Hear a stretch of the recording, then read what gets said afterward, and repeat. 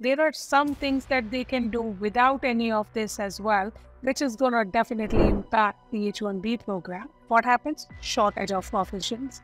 Shortage of openings means slow processing times, longer times for interviews. You're not going to find the appointments. So, are there any changes that Trump has proposed in his current immigration policy? They are going to do significantly reduce number of F visas to students coming from enemy countries. He'd proposed increasing the H-1B wages by a lot before he was leaving in 2020. It didn't happen at that time, but do you think it will make a comeback with his H-1B transformative program? Very likely. If that brings back, you're looking at again 6 months, 8 months, 10 months to get an H4 approval. And make it harder.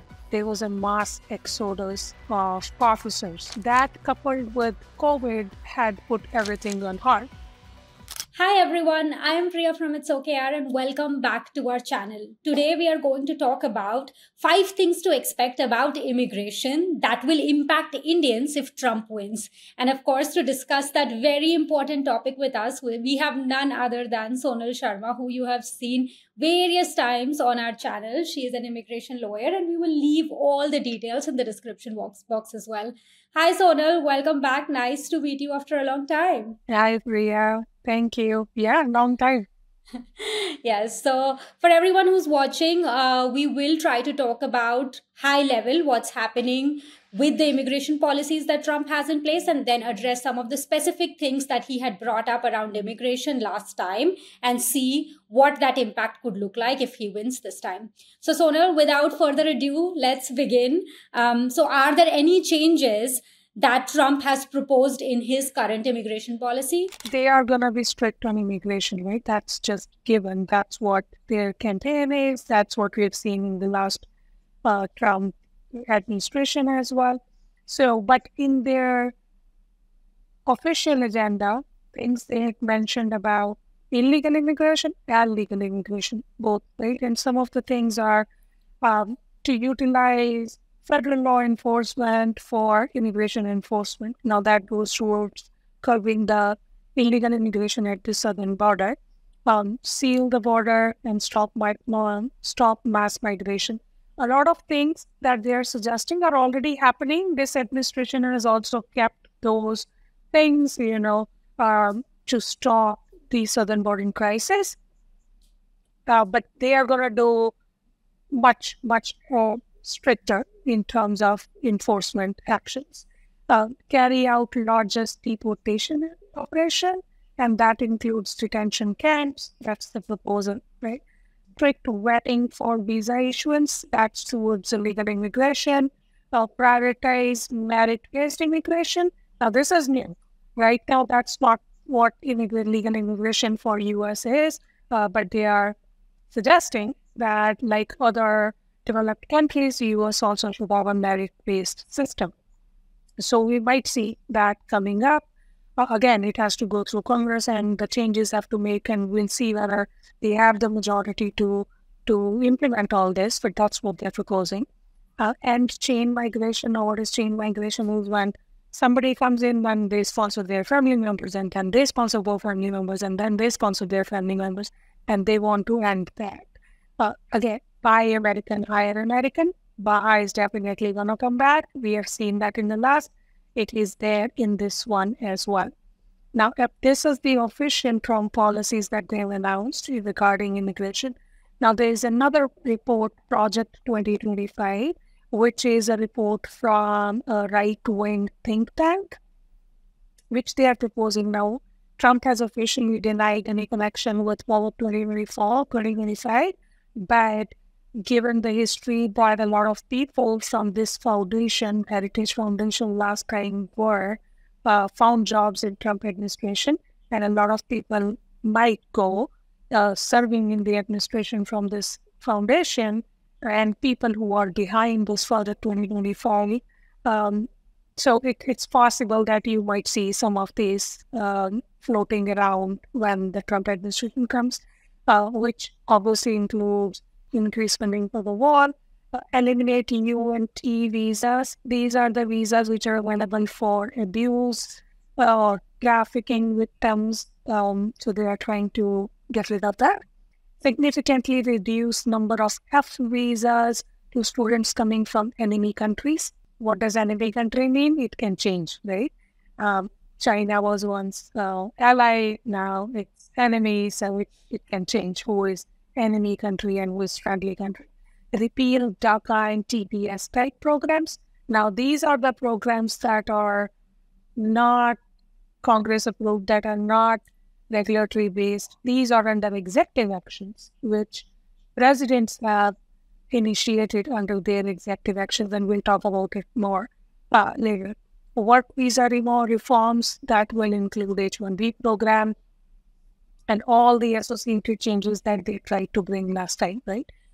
Public charge rule reforms. So there was, if you remember, there was a public charge rule that was implemented at Trump's time, which was much more stricter in terms of to prove that you're not going to become burden on government when you enter. You have to show that you have a specific language test, education, whether you can support yourselves, all of those. So stricter version of public charge rule can also become reality again. Repeal of diversity visas, that's also proposed, and transform H-1B visa specifically into an elite program where people will only come if they have the highest paying job. So you cannot get anybody with a bachelor's degree in a specialty occupation, basically transform into something which only you can bring people whom you're willing to pay the highest in salary and top dollar. So these are major basic changes that we will see if Trump administration comes. Some are official, some are through Project 2025, which might become official. So you mentioned a couple of things, and I want to deep dive on a few things to understand what can become real and what takes a longer process. So you mentioned a few things like merit-based immigration, bringing that in place, chain migration, H-1B transformation. Like those, I think, are very, very relevant to any of the Indians who come here on visas. So can you shed some light on for all these three? How long will it actually take? Is it like a simple signature and it happens, or is it a long process, just so that people realistically understand what to expect? And chain migration. There is a INS statute right now that covers immigration from the United States, right? There is these preference categories and the quota numbers. This is all done by Congress. So if you want to change and bring something new, there has to be a process, it has to be approved, it has to be, made a law before it can implement. So that's going to take a long time, and it will depend who has the majority, right? It has to go through both Senate and Congress, and whether they will get majority at both places or one, what can be passed, what cannot be passed, whether it's going to bipartisan court. We'll have to see all of that. But it's not going to be day one, boom, it's changed. No, it's going to be a longer regulatory process, Congress, and we'll see how that goes. We have seen nothing has worked. Nothing gets passed here, so we'll see. So it's going to take a long time. And that's not something that the president can just sign and get, right? So but these are the policies. Yes. Chain migration, again, it's the family law. Right now, family immigration, it's under preference category for U.S. citizens sponsoring immediate relatives. There is no quota number. So all of that, if they want to change, then, there has to be some work done through law, through Congress to change it. Now, H-1B transformation. Some part of it, they would be able to do. Like, they're not saying that, okay, don't change. Like, H-1B program is there, which is already approved by Congress. Now, can they change how to implement or change regulations? Yes, they can. Now, here where you will understand the difference, what a president can do and cannot do with an executive action. So there are statutes or there are regulations. Statutes are which are passed by the Congress, and regulations are which are passed by the agencies to implement those statutes. So there is INS, Immigration and Nationality Act. Whatever is written under there, different agencies have been given authorities to carry out those actions. Now, USCIS is one authority under that which carries out the H-1B program, right? But then statute tells you what is an H-1B, who can qualify. And then USCIS has made regulations clarifying on it, what it means, how they're going to implement it, what is the evidence criteria, what is the process, how do you file, which form, what fees, and all that. That's come through regulations. Now, if they want to change something, like if they want to change the wage levels, right, that's under, now they can do it if they go through the process that is required to change regulations and the process following it. Now, that process falls under APA, Administrative Procedure Act. What it requires is that if it is not an interpretive, if it is an interpretive rule or there is a good cause, then the agency can not follow the process, which is propose a rule, then they will ask for comments. Public will comment and directly participate in the rule-making process. Then they have to go over all those comments and address them. And then they will move on to the next step, whether they're going to go ahead with the with the rule or not. If they get overwhelming response, negative response to the rule, then they can't justify it. It will be challenged in the court. And sometimes you see that they propose a rule and it doesn't go through because they get so many comments which they can't justify going through it. Now, what happened in earlier Trump administration was that they were trying to bypass that and not go through that rule-making process and then just implement the policies by saying that this is not a new rule, we are just interpreting it differently. Or they were saying that there is a good cause. Now, when they did that, those were challenged in the court, and the court did not agree that it does not fall under those categories and they need to go through a rule process. And that never happened, right? So that's where the whole process is. And once they do it, and then it still is open to challenges, right? Now, here the Chevron comes into picture. Right? Now there is no deference. Earlier, if it was like there is a rule-making process, the agency has followed it, and then you challenge those regulations, the court is going to say that under Chevron, that okay, or, or deference, the other for regulations. The court used to give deference to agencies' interpretation of their own regulations. With Chevron gone, that's not the case anymore. The courts do not have to give deference. Now, if those regulations are challenged, court will look at it saying that whether it makes sense, whether the interpretation is correct, whether you can do this, whether you can do that. Because the regulations implement the statutes. Again, they will have to look at what statutes allows you to do this through regulation. You cannot change the statute with regulations, right? So that's the difference. So it is a long process and it's going to take time and it's going to be open to challenges in court and stuff. So we'll see how that goes, but it's not going to be very easy. But if they have the administration and if they have the agencies which are going to follow their mandate and follow the process, then yes, it can still go through, but it's not going to go through the way they were trying to do it last time. Okay, got it. So just to summarize and close out on this topic, like the three big ones, which is merit-based immigration, chain migration, as well as H-1B transform. Yes, they can take some steps, but none of this is just going to happen like with a signature or an executive order. So it will take a long time because there is a lot of parties that need to get on board. Super helpful. Just to tap on the H-1B piece, what is the impact on H-1B wage rule? He'd proposed increasing the H-1B wages by a lot before he was leaving in 2020. It didn't happen at that time, but do you think it will make a comeback with his H-1B transformative program? Very likely.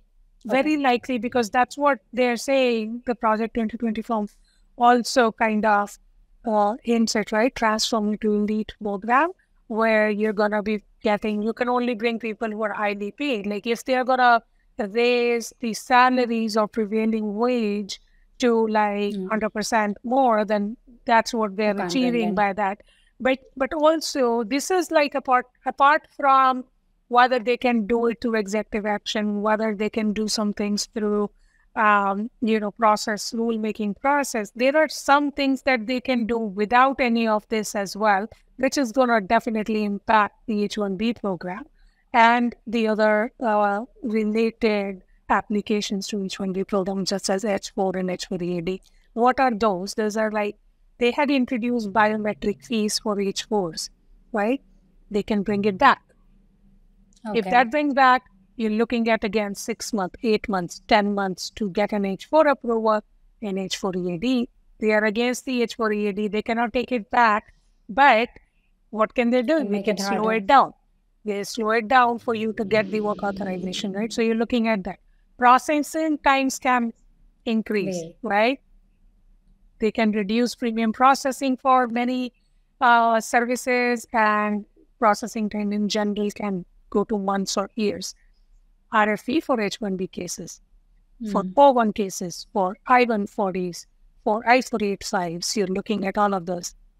In-person interviews can come back, 100% going to come back, right? That's what they had introduced. What did it do? Slow down the process. When every case has to be, even employment-based cases where before Trump also there was no interview, they brought the interviews for employment-based cases as well. What does it do? It slows down the process because agency does not have the bandwidth, more resources, and then slow issuance of green cards and all that. That's what they're planning to do, right? Now, you're also looking at more litigation because during Trump was when a lot of H-1B related policies, H-1B related guidance, memorandums on these rules, guidance were being challenged in court. Denials were being challenged in court. So that's all going to come back. You will see a lot more litigation in court on H-1Bs, on I-140s, on EB-1Es, on NIWs. More audits for firms, right? They want to see see if the recruitment was done in good effort, in good faith or not. So that can happen. More supervised recruitment can happen, right? Again, there are a lot of things at play here because DOL is an agency. USCIS is a self-funding agency. They fund themselves through fees. That's why you see they keep on increasing fees every few years. But DOL, on the other hand, is not a self-funding agency. They get their budget from Congress. So they can get more budget to hire more people and do more audits and make it more stringent, right? So that can happen. At the consulate level, you can see more 221Gs. One of the things that happened last time was which resulted and impacted processings at the consulate is a lot of state officials, consulate officers had resigned. There was a mass exodus of officers. That coupled with COVID had put everything on hold. It can happen this time as well. A lot of officials might resign because they don't agree with the policies, they don't want to carry out, or they just don't politically align, whatever. They can leave. What happens? Shortage of officials. Shortage of officials means slow processing times, longer times for interviews. You're not going to find the appointments and all that ways. So they don't have to do much to achieve all this. That's what they were planning to do last time. If we can't change the system, we can slow it down to a maximum level. And they still can do all of this to slow it down further. Got it. So if the Trump administration comes into place, while they cannot overnight make a big changes, they can kind of slow down the entire process by making sure that the biometrics for H-4EAD come back, there are more 221Gs, the premium processing timing increase, form has more scrutiny, more RFEs, etc. Things that we had seen previously that kind of impact the entire process. So no, thank you so much. That is super helpful. We'll do a quick few new ones that I think that has had a lot of excitement within the community. So do you think the H-1B stamping in the US, that can get impacted? 100%. It can, because again, it comes from Department of State. That's their pilot program. And if under new administration, you never know who's the head of Department of State, because these are in the end or political appointees, right? And then if they decide under that administration, if Department of State decides not to continue with this because they want to make things harder, not easier, this is making things easier for people. So it could go away completely. They might keep it, we never know, but it's very likely that it can just go. Got it. So the other one that I want to touch on, a clip went viral where Trump said that international students should receive a green card at graduation. And this is similar to what Bill Gates had mentioned a few years ago. Do you think it's even possible? Nope. That's not possible. Yes, people get happy about it. It's not. It's not. What is the context? Why is he saying that? Can you like contextualize a little bit as to what it means? Again, it's election year. Okay. You know, he's gonna say things which are gonna sound nice, but in the end, like whether it can be done or not, that's an issue, right? Giving green cards, like they don't have green cards to give. The number is mandated by Congress. I see. Unless you change that number and you change the whole system, how green cards are given, you can't just go and give green cards to people. Right? There is only 140,000 unless you create a new category for US, F1 students. Where are the green card number coming from? There is a statutory number. Got it. No, thank you so much. Last one, I want to talk about the impact on family immigration. He had stopped the green card for people outside the US in 2022. Of course, that helped a lot of people in the EB2, EB3 category at that time. But do you think that Trump will make major changes to that policy? Well, it was not stopped because they can't stop. It's just that the COVID shut down the consulates, and that's why the family-based immigration cases were not processed.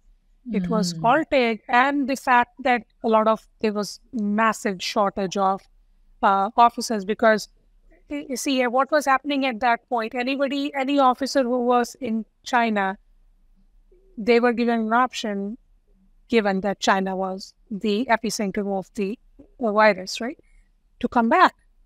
Why do you want to be in that space, which is not healthy or like dangerous or whatever? People came back from all over, places, all over countries.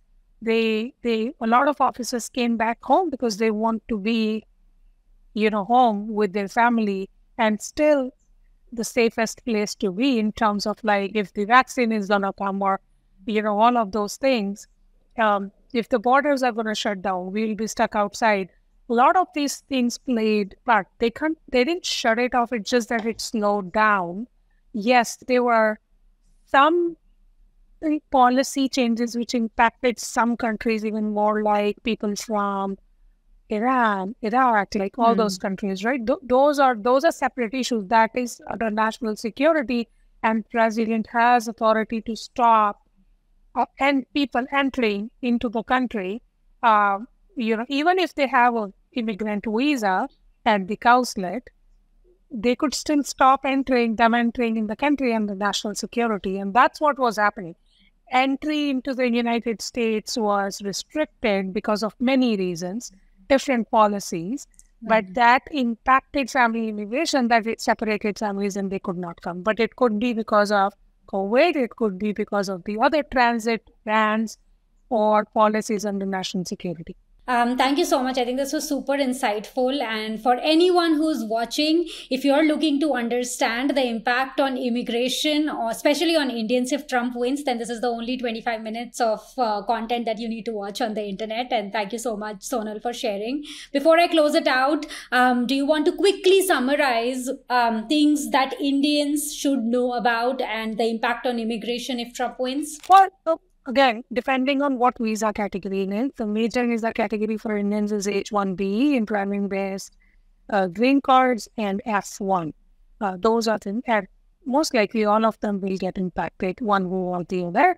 But you just have to sail through it, I guess. People who are here on H-1B were here last time as well.